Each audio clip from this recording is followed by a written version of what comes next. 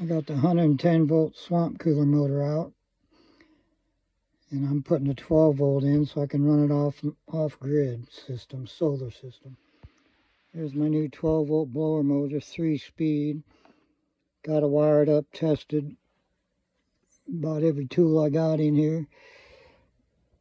I got the old swamp cooler motor out, and I'm getting ready to slide that in. I've got this controller so I can hook up the 3-speed fan. I'll probably just run on high, but I'll hook it into here and it should be running. The 12 volt drew 145 watts, and the swamp cooler running off this inverter was like 345.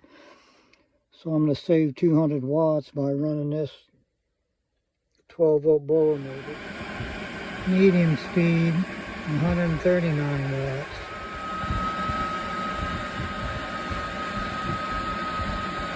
High speed, 142 watts.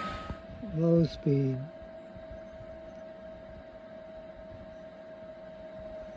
58 watts.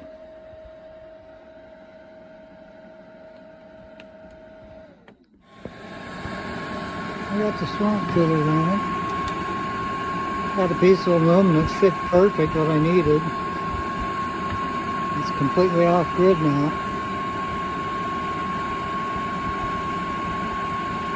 $55 degrees, 74, so 20 degrees cooler. Plugged in right there to the water pump, 12 volt. Plugged in right there, 12 volt. It's running off my solar system.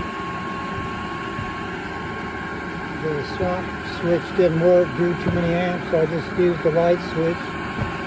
And I've got a toggle switch on the pump. So it's completely 12 volt DC now. I'm real happy with it. Running the inverter used 150 watts or so, because it was a 110 volt pumping motor. Now it's all 12 volt. So I don't need to use this to run the swamp cooler. Now I can run at night on my power station. So that's about done. Wait and see if I got any leaks. Blowing cold air.